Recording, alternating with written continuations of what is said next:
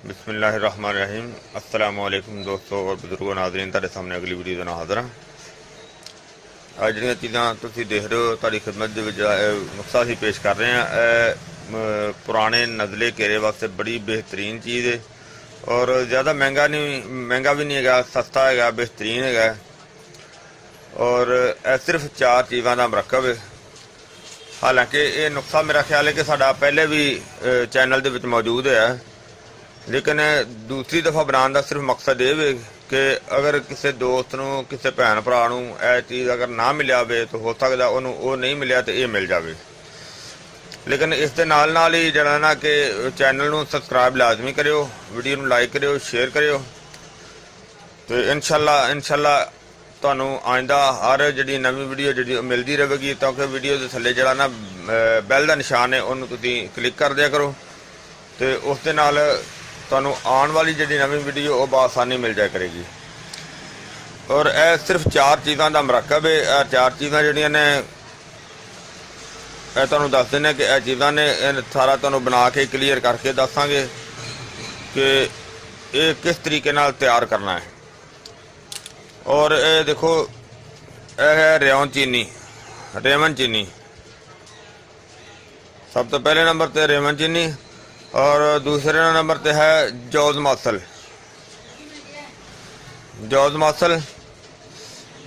और तीसरे नंबर पे है समग अरबी।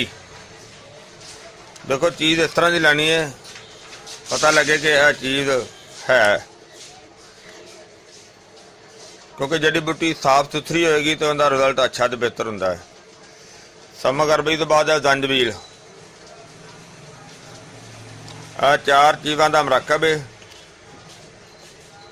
बहुत ही अच्छा तो बहुत ही ज़बरदस्त बड़ा ही आला किस्म का यह नुस्खा है जिहड़ा कि असीं बड़े ही अरसे तो इसनूं इस्तेमाल करने आ। इहदा खाना भी आसान है तो इहदा बनाना भी आसान है तो यह है भी सस्ता है बिल्कुल। हुण तुहाडे सामने असीं इहनूं बनाना शुरू करने आ कि सब तो पहले ਅਸੀਂ ਇਹ वाली चीज़ जी ना इनू जरा ना पीसने आ।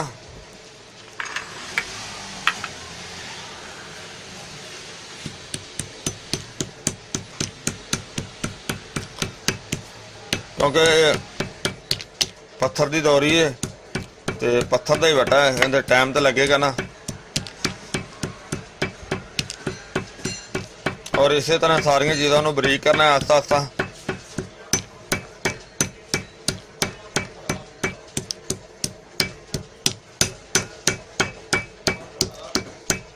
सारिया चीज़ों को अलग कुट के अच्छी तरह बरीक करना, फिर मिक्स कर लवांगे।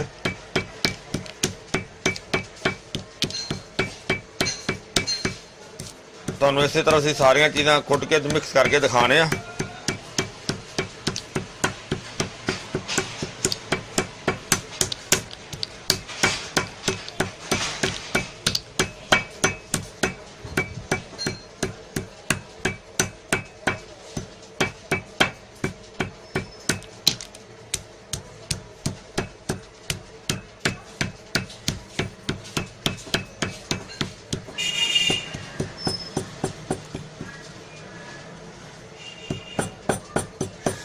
काफ़ी देर से लगे हैं लेकिन वो आइटम सारिया मैं मिक्स कर देती क्योंकि बिल्कुल जरा नहीं इनके आराम ना लगे हैं। वटा छोटा है ना थोड़ा जा, इस वजह तो वो बड़े आराम ना काम किया जाता।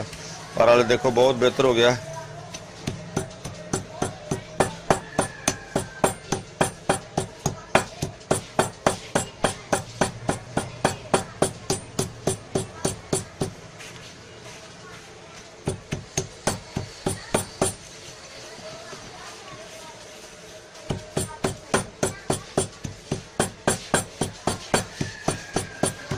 पर मजीद असी इनू अजे अच्छी तरह बरीक करना, बिल्कुल बारीक, जिस तरह के बरीक छाने जो छानिया जाए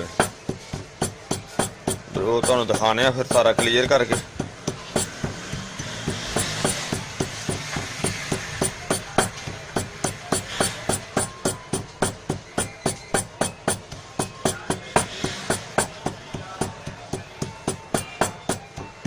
देखो माशाल्लाह असीं ना इनू कुट के बड़ी मेहनत दे नाल काफ़ी टाइम लग गया साना, तो बहुत सोहना पाउडर बन गया। और इहदे थोड़ा जिहा मोटा रह गया, वो एह वाला है, इनू भी काफ़ी जिहड़ा ना असीं कुटिया बारीक किया।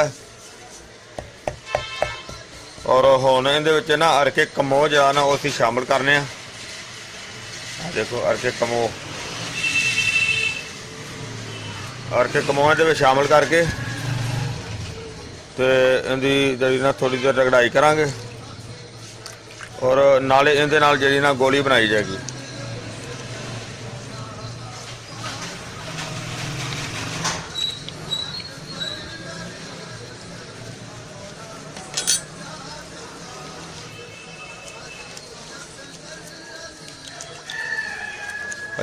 दाना हल्का जा मोटा रह गया ना, एक दिन दे नाल नरम हो जाएगा, बारीक हो जाएगा, गल जाएगा।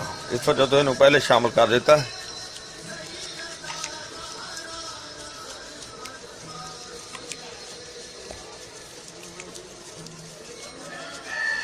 देखो ना गाढ़ा होंदा जा रहा पहले ना थोड़ा जा।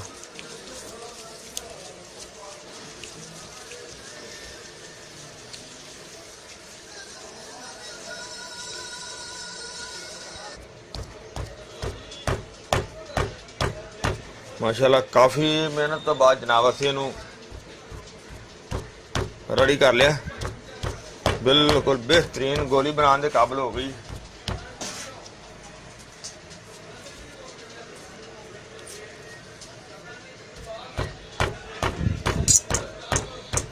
बहुत आला किस्म की बन गई।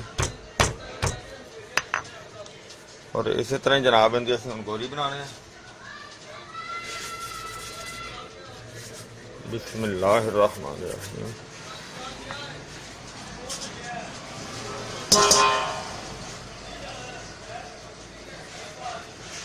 तकरीबन चने के दाने के बराबर है गोली बनानी है।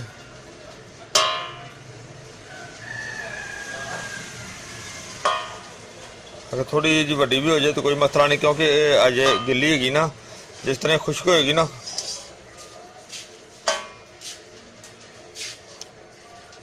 खुश्क हो गए तो ठीक हो जाएगी। और ये जनाब नज़ले ते केरे वास्ते बेहतरीन चीज़ है, जबरदस्त चीज़ है। पानी दे नाल खानी सुबह तो शाम निहार मुँह खाली पेट, तो बहुत ही ज़बरदस्त, बहुत अच्छे फायदे ने। सस्ती भी है, आसान भी है। मैनूं उम्मीद है कि मेरे दोस्तों भरावां ने वीडियो अच्छी लगी होगी। इन्हूं तुसीं लाइक करियो, शेयर करियो, सबसक्राइब करना बिल्कुल नहीं भूलना। इंशाअल्लाह अगली वीडियो ना फिर मिलांगे। इजाज़त, अल्लाह हाफिज़, अस्सलामु अलैकुम रहमतुल्लाहि व बरकातुहू।